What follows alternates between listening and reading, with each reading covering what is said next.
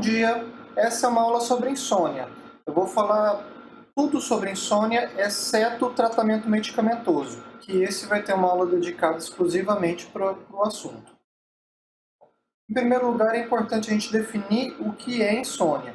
E a definição da Classificação Internacional dos Transtornos do Sono coloca que insônia é uma dificuldade persistente para início, duração ou consolidação ou qualidade do sono, ou seja, dificuldade para pegar no sono, acordar pelo meio da noite, acordar antes da hora, ou ter a sensação de que o sono não foi restaurador ao longo da noite, apesar do tempo normal, e que ocorre a despeito de adequada oportunidade e circunstância para adormecer. Então, por exemplo, pessoas que estão com criança pequena, ou que estão numa situação que trabalha de manhã e de tarde, vai estudar de noite, só tem 5 horas para dormir pela noite. Vai ter todos os sintomas diurnos da insônia, mas você não considera que isso seja insônia porque a pessoa simplesmente não tem tempo suficiente para dormir. E que resulta em algum tipo de prejuízo diurno.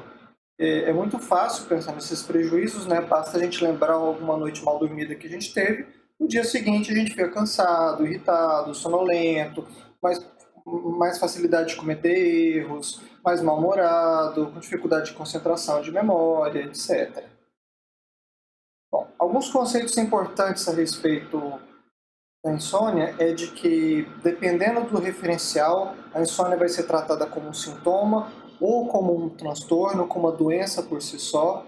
Por exemplo, depressão e ansiedade generalizada incluem insônia como um dos sintomas desses transtornos, ao passo de que a medicina do sono vai encarar isso como um transtorno de insônia secundário à condição psiquiátrica. A insônia pode ser inicial, dificuldade de pegar no sono, a pessoa demora mais de meia hora para iniciar o sono depois de deitar. Insônia de manutenção, quando a pessoa acorda várias vezes pela noite e tem dificuldade de voltar a pegar no sono uma vez acordando, mais uma vez o tempo de 30 minutos. Ou insônia terminal, quando a pessoa acorda antes do horário de levantar e não consegue voltar a dormir. A insônia pode ser aguda quando a duração dela é inferior a 3 meses, recorrente quando a pessoa tem 2 ou mais episódios de insônia aguda ao longo de um ano, ou insônia crônica quando a insônia acontece tem a duração maior do que 3 meses. Bom, e outro conceito interessante é que a insônia ela pode ser com tempo de sono curto ou com tempo de sono normal. Parte da população com queixa de insônia tem essas queixas da dificuldade de iniciar, manter o acordar antes da hora pela noite, tem as queixas das consequências diurnas da insônia, mas quando se faz uma polissonografia ou uma actigrafia, você vê que o tempo de sono dessas pessoas é normal. Então você tem a insônia com tempo de sono curto ou com tempo de sono normal. Tem se estudado a diferença entre esses grupos, sendo que as pessoas que têm objetivamente o tempo de sono curto parecem ter consequências muito mais graves da insônia do que aquelas que têm unicamente a queixa subjetiva. A insônia ela faz parte de um conjunto grande de transtornos do sono. A medicina do sono é uma especialidade médica, normalmente feita por neurologistas, psiquiatras ou otorrinolaringologistas. Então existem as grandes famílias dos transtornos do sono, sendo que a insônia está entre os mais importantes. A questão epidemiológica da insônia, ela é o transtorno do sono mais comum de todos. Estudos internacionais sobre sintomas da insônia sem necessariamente chegar ao diagnóstico apontam 30% a 35% da população geral, que é um número escandalosamente alto. A prevalência do diagnóstico de insônia internacional é em torno de 10%. Tanto o sintoma como o diagnóstico vai variar muito de acordo com qual população você está estudando. Faixa etária, comorbidades. Em populações específicas, principalmente indo para idosos, essas taxas ficam muito mais altas. É o mais comum dos transtornos do sono, sendo mais comum até mesmo que a síndrome da apneia obstrutiva do sono, que também é extremamente prevalente. A respeito da morbimortalidade, a insônia é relacionada a maior incidência de doenças cardiovasculares, maior incidência de diabetes mellitus tipo 2 e síndrome metabólica. Ela é associada com maior risco de mortalidade total por qualquer causa, especialmente causa vascular, mas também por qualquer causa. Ela é um fator de risco para a hipertensão e para a depressão e é associada a menor atividade acadêmica e menor produtividade laboral. Então, assim, a insônia ela não é só a queixa, o incômodo, o sofrimento da própria insônia, ela está objetivamente relacionada a maior desenvolvimento de várias doenças e a maior mortalidade. Sobre a fisiopatologia, existem muitos fatores biológicos diferentes relacionados com a insônia. Por exemplo, hiperatividade do eixo hipotálamo-hipófise adrenal, uma redução dos níveis de GABA, que é o principal neurotransmissor inibitório do sistema nervoso central, maior ativação do sistema nervoso autônomo simpático, maior metabolismo cerebral basal, redução do metabolismo na ínsula, amígdala e hipocampo, que são regiões do nosso cérebro, menor produção de melatonina, que é o hormônio produzido pela nossa pineal para induzir o sono. Existe um risco genético relacionado à insônia, né? Pessoas que têm parentes de primeiro grau com quadros de insônia têm um risco maior de desenvolver também um quadro de insônia. E existem teorias a respeito de uma ativação excessiva do sistema reticular ativador ascendente, ou então de uma disfunção do ritmo circadiano. Então, assim, são muitos fatores biológicos relacionados com a insônia. Existem discussões na literatura a respeito se esses fatores associados são causa da insônia, se eles são consequência da insônia, ou se isso faz um círculo vicioso. Assim como uma discussão de que a insônia possui apresentações clínicas muito distintas, né, de insônia inicial, intermediária, terminal, com tempo total de sono curto ou não, dentre várias outras sutilezas. Então, talvez o que a gente chame de o diagnóstico atual de insônia seja, na verdade, um conjunto de transtornos diferentes e não um conjunto único. E essa variedade grande de fatores biológicos associados à insônia talvez possa explicar também por que existem tantas apresentações diferentes, tantos quadros clínicos distintos da insônia. E sobre a fisiopatologia também, ela pode ser encarada a partir de fatores cognitivos e comportamentais, que aqui a gente entra na visão que a terapia cognitivo-comportamental tem a respeito da insônia, e coloca preocupações excessivas são muito relacionadas, tanto preocupações excessivas com estressores, com problemas do cotidiano, como também preocupações excessivas a respeito do próprio hábito de dormir. Quanto mais a pessoa se preocupa com o próprio sono, mais dificuldade ela tem para dormir. É muito comum que existem fatores estressores, fatores gatilhos para se iniciar um quadro de insônia, separação conjugal, problema na família, discussões na família, problemas no trabalho, demissão, queda de situação financeira, morte na família, entre vários outros. Existem vários aspectos psicofisiológicos que eu vou explicar a respeito deles daqui a pouco, e muitos fatores relacionados à higiene do sono também, que eu vou detalhar mais sobre isso daqui a pouco. A respeito do diagnóstico de insônia, o diagnóstico é clínico, ele é feito através do que o paciente, que os acompanhantes estão relatando para a gente. Existem 3 classificações diferentes para se fazer diagnóstico de insônia, né? Uma da Classificação Internacional de Distúrbios do Sono, que atualmente se encontra na 3ª edição, que foi lançada em 2014, o DSM-5 e o CID-11.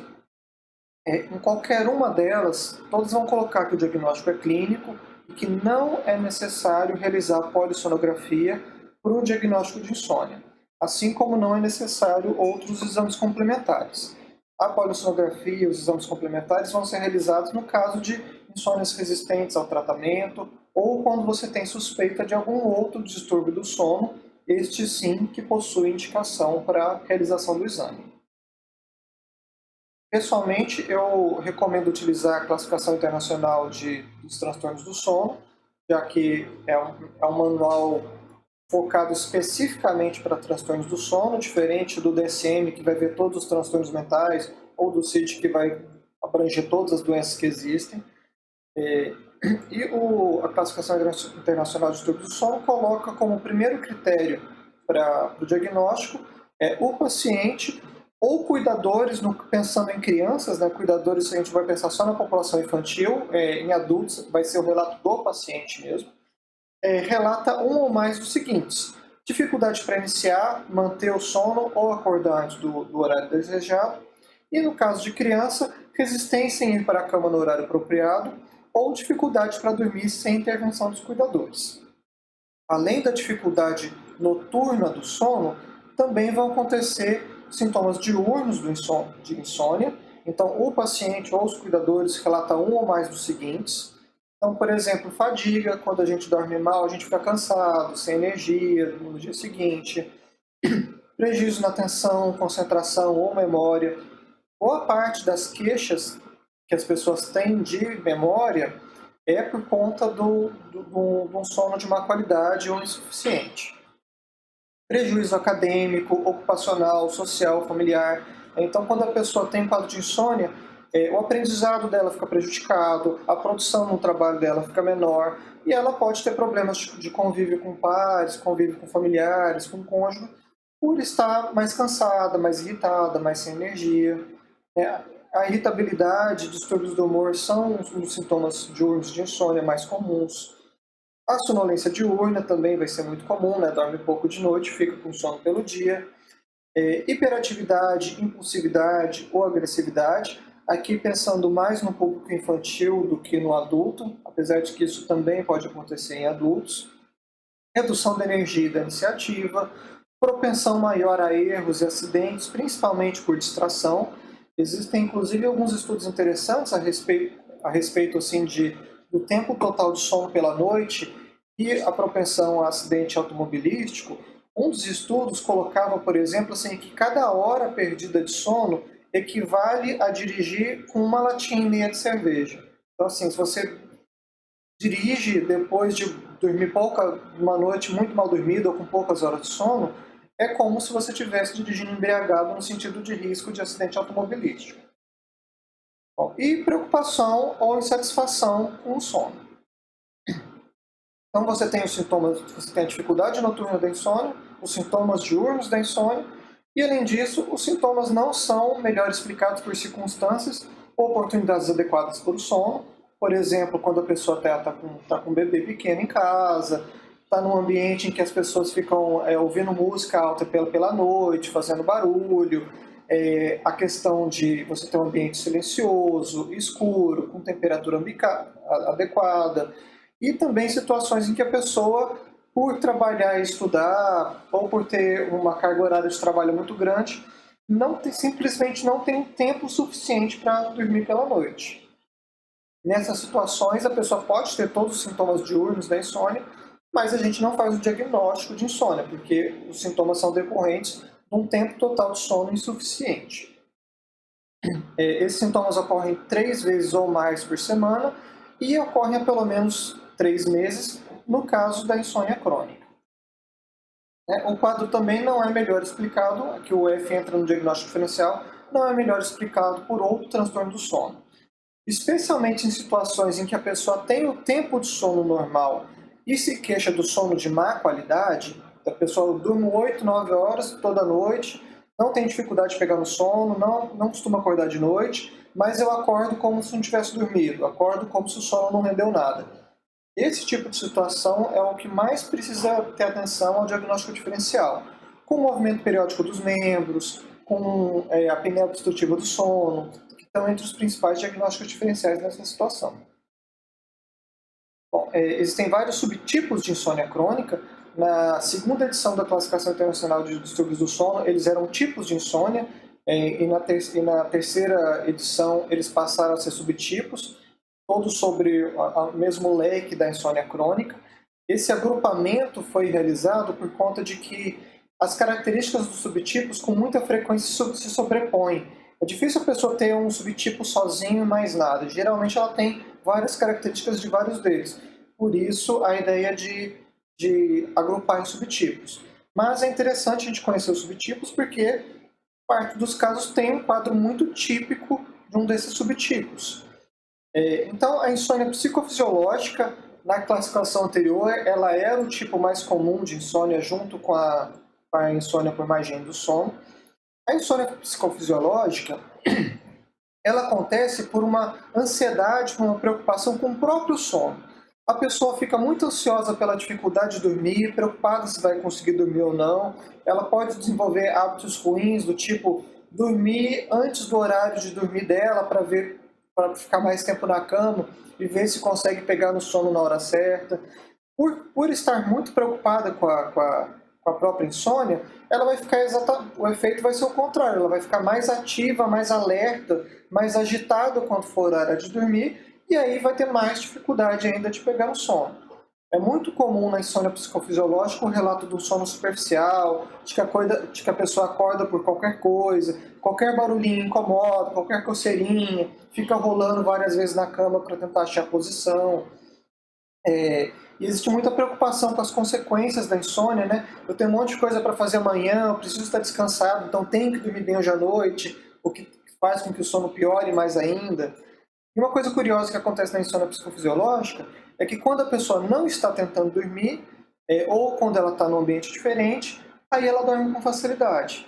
Então, a pessoa tem maior dificuldade de dormir pela noite, mas às vezes no meio da tarde ela senta no sofá para ver televisão e aí dorme com facilidade.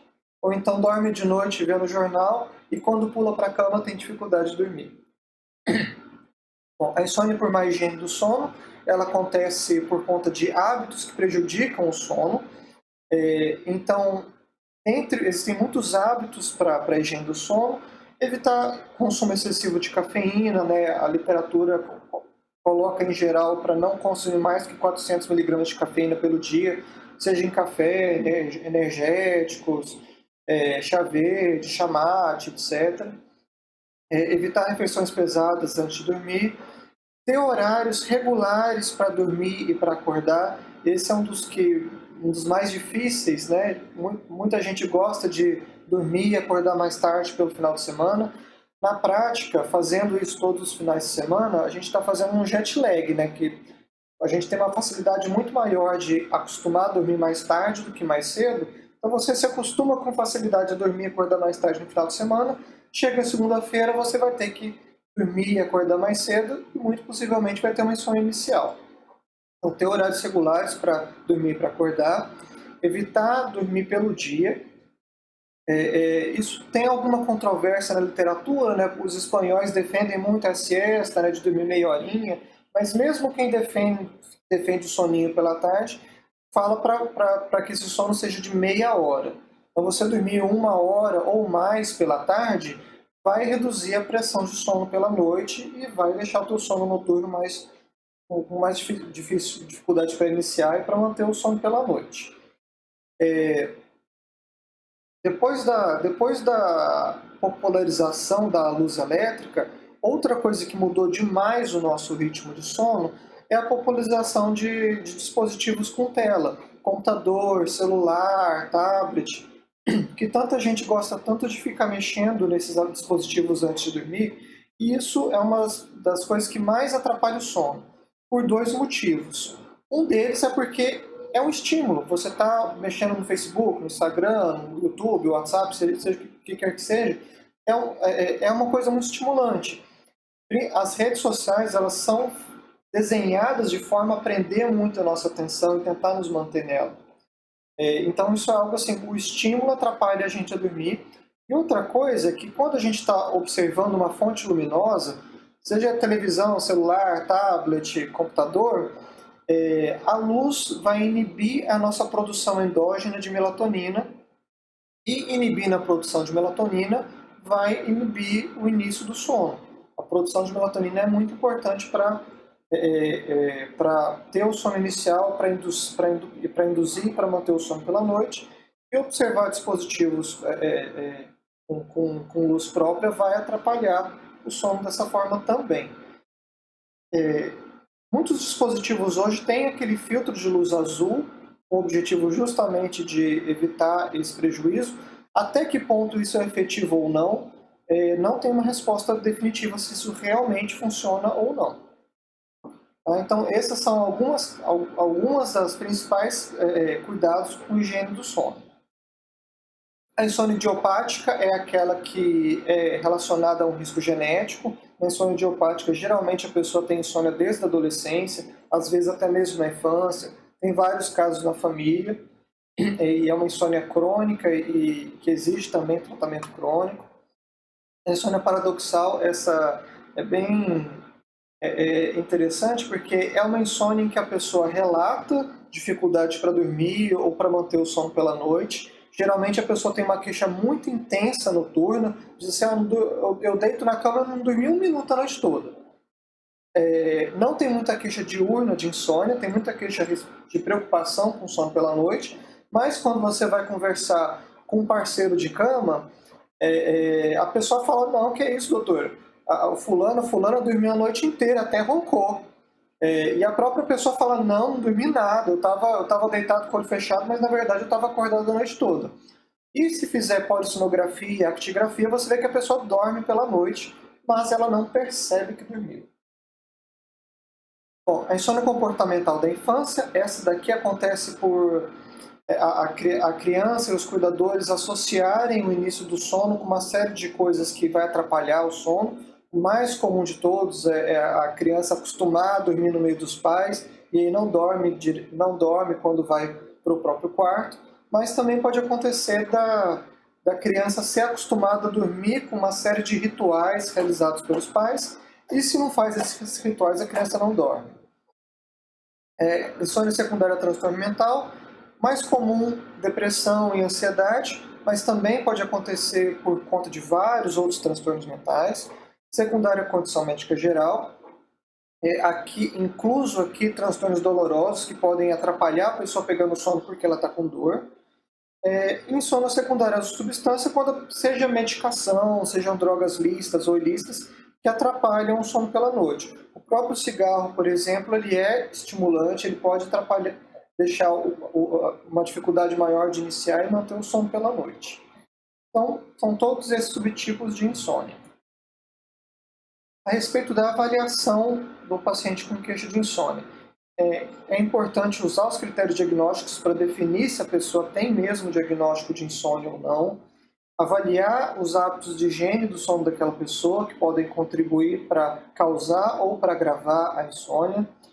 É importante ter um cuidado com o diagnóstico diferencial, né? Inclusive se é uma insônia secundária à condição médica geral, se é secundária a transtorno mental, e se diagnóstico de insônia com outras condições, né? Como a apneia do sono, movimento periódico dos membros, parassonias, síndrome das pernas inquietas, dentre vários outros diagnósticos. É interessante a avaliação incluir informações de quem dorme junto com a pessoa, que ela vai ajudar muito a informar a respeito do tempo total de sono, se a pessoa ronca ou não, se ela tem apneia testemunhada, se ela mexe muito pela noite, se ela tem bruxismo, se tem terror noturno, se ela é sonâmbula, etc. Muita informação que a própria pessoa não consegue informar porque estava inconsciente durante o tempo do sono.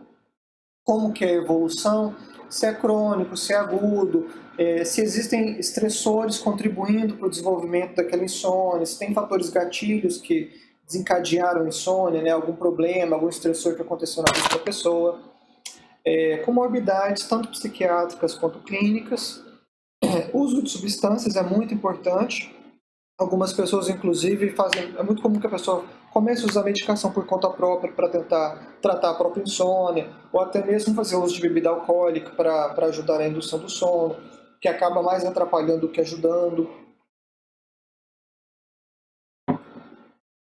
Tratamentos prévios que a pessoa já utilizou, né, tanto medicamentosos quanto não medicamentosos, ajudam muito a guiar o tratamento atual, dentre outras coisas que podem ser avaliadas. Além da entrevista clínica, um instrumento que pode ajudar muito na avaliação é o diário do sono, que é um instrumento em que a pessoa vai marcar no papel os horários de dormir, de acordar dela, atividade física, dor, uso de medicações, despertares noturnos, momentos de sono que ela teve pelo dia. O índice de gravidade de insônia, que é uma escala que ela serve tanto para ver para quantificar a gravidade atual da insônia, quanto para observar a resposta ao tratamento, né, pela redução da pontuação na escala. Existem vários outros questionários, né, questionário de sonolência diurna de Epworth, vários outros. A actigrafia. A actigrafia, ela é como se o aparelho é um relógio que tem um actígrafo. O actígrafo detecta movimentação. Então, assim, quem tem um smartwatch já tem um actígrafo em casa. E a actigrafia, a pessoa fica com o aparelho, ele vai registrar a movimentação da pessoa por 24 horas ou por tempos maiores, e e o resultado que vai trazer, através da frequência e do tamanho da movimentação que a pessoa tem ao longo do dia, o aparelho vai estimar o horário de início de sono, o horário de despertar e o tempo total de sono. E a polissonografia, que já é um exame muito mais completo, ele não é necessário para o diagnóstico de insônia, mas ele vai ser indicado quando você tem suspeita de comorbidades, principalmente apneia obstrutiva do sono, ou em caso de insônias graves, refratárias, que não melhoraram para os tratamentos, em que você vai observar se existe algum transtorno comórbido também que esteja passando batido. A respeito do tratamento não medicamentoso da insônia, a terapia cognitivo-comportamental específica voltada para a insônia é considerado o tratamento de primeira linha para todos os subtipos de insônia. Ela tem uma evidência de eficácia muito grande, tanto a curto prazo quanto a longo prazo, ao passo que a medicação funciona enquanto a pessoa está utilizando a medicação, mas após isso ela pode retomar o quadro de insônia. Então, a terapia cognitivo-comportamental é a primeira linha de tratamento. O problema é que são poucos profissionais que têm essa especialização, as consultas podem ser muito caras, apesar do tratamento ser curto, em geral não se passa de 10 sessões, uma terapia bem focada, ele pode não estar disponível e pode ser um valor muito caro para as pessoas. Então, essa terapia cognitivo-comportamental, ela trata, tem várias técnicas que ela utiliza.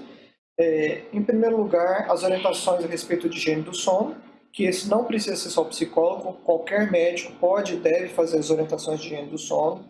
Controle de estímulos, né, de situações que podem atrapalhar o sono da pessoa. Por exemplo, a pessoa que é habituada a dormir assistindo televisão, ou que cria um próprio ritual para poder pegar no sono, a questão de fazer atividade física em horários próximos de dormir, trabalhar próximo ao horário de dormir, ou fazer outras atividades estressantes, dentre várias outras coisas. Restrição do sono.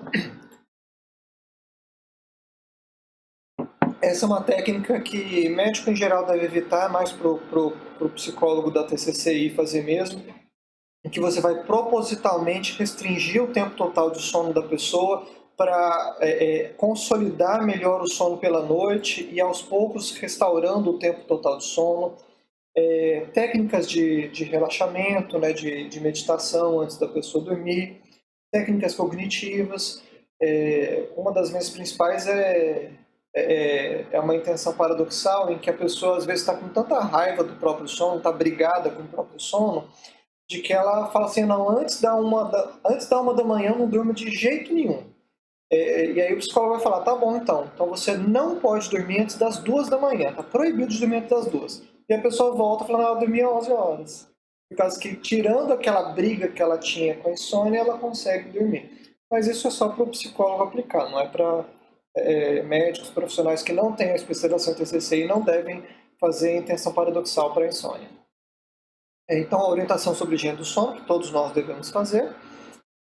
Atividade física é um remédio excelente para a insônia, especialmente se a pessoa fizer atividade física pela manhã.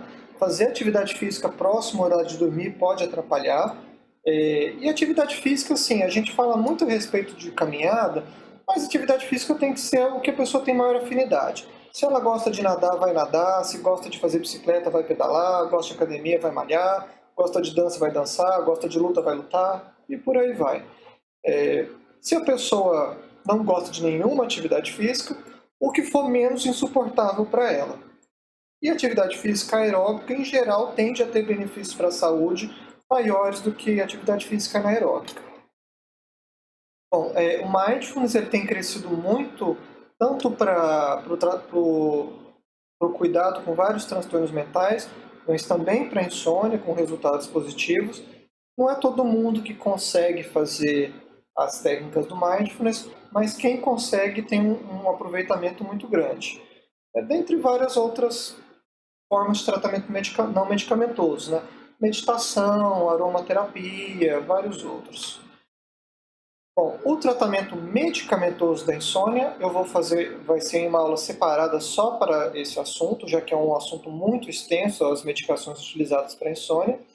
Quem quiser se aprofundar mais na temática, eu recomendo a leitura do Consenso Brasileiro de Insônia. Ele é disponível de forma online, gratuita. E quem quiser ter um conhecimento assim, mais técnico, mais aprofundado a respeito do assunto, eu recomendo esse aqui, o Krieger, que é um tratado mesmo sobre medicina do sono, que vai entrar em profundidade em todos os transtornos do sono, assim como todos os tratamentos, mais profundamente sobre fisiopatologia, sobre a fisiologia do sono. É uma referência que eu gosto bastante. Bom, eu espero que vocês tenham gostado. Um grande abraço e até a próxima.